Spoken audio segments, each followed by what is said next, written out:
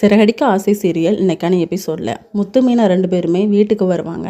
எங்கே ஊரை சுற்றிட்டு வரீங்க அப்படின்னு சொல்லிட்டு விஜயா கேட்கும்போது மனோஜ் விஷயமாக தான் போயிட்டு வந்தோம்.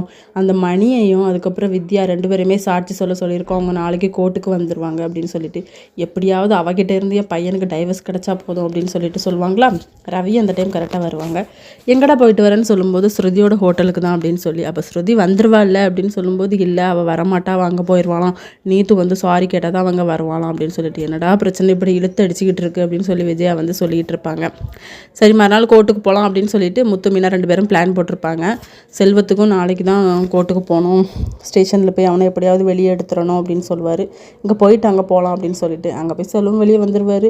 என்னால் தான் இவ்வளோ பெரிய பிரச்சனை ஆகிப்போச்சு, நான் பார்த்து சேஃபாக தான் ஓட்டினேன், அந்த லேடி தான் வந்துட்டாங்க, இப்படி உயிர் போச்சு அப்படின்னு சொல்லி அழுவாரா.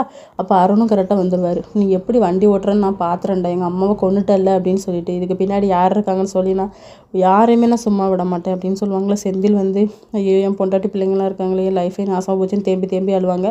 மொத்தம் தான் அவங்கள சமாதானப்படுத்தி சாப்பிட கூப்பிட்டு போவாங்க. இப்போ மீனா வந்து சீதாக்கு கால் பண்ணி அருண் வந்தாரடி அப்படின்னு சொல்லி நடந்த பிரச்சனை எல்லாத்தையுமே சொல்லிவிட்டு நீ கொஞ்சம் சேஃபாயிரு, அவர் வந்து கோவத்தில் தான் வருவார், அவர்கிட்ட நீ டெய்லி அடி வாங்க முடியாது, பேசாமல் நம்ம வீட்டுக்கு போயிரு அப்படின்னு சொல்லிட்டு. ஆனால் சீதா சொல்லுவாங்க இல்லை நான் பார்த்துக்கிறேன்க்கா, எவ்வளோ நாள் தான் பயந்து வாழ முடியும் அப்படின்னு சொல்லி. இன்னொரு பக்கம் கோர்ட்டுக்கு எல்லாருமே போயிடுவாங்க.